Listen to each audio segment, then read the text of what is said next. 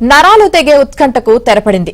రాయలసీమ గడ్డపై పులివెందల అడ్డాలో జగన్ రెడ్డి కోటను తెలుగుదేశం పార్టీ బద్దలు కొట్టింది.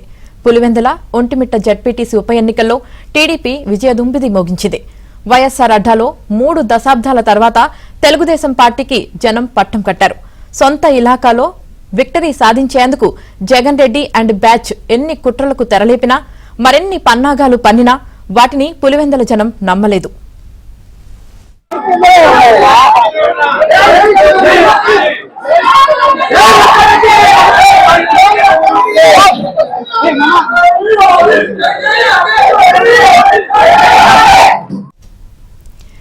ఇన్నాళ్లు ఏకగ్రీవాలతో నెట్టుకొచ్చిన పార్టీకి పాతరేశారు.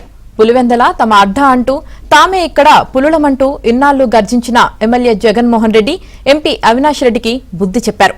ఇక్కడ మాదే శాసనమంటూ విర్రవీగి వీర ప్రగల్భాలు పలికిన వారిని తుత్తునీయలు చేశారు జనం. ఇన్నాళ్లు ప్రజాస్వామ్యం ముసుగులో వైసీపీ దౌర్జన్యకాండను పులివెందల ప్రజలు ఓటుతో దండించారు. తరతరాల చరిష్మాను చెరిపేసి సరికొత్త అధ్యాయాన్ని లిఖించాలని కూటమి ప్రభుత్వానికి ఉప ఎన్నికల్లో విజయతిలకం దిద్ది చంద్రబాబు ప్రభుత్వ పాలనకు పులివెందల జనం హారతి పట్టారు.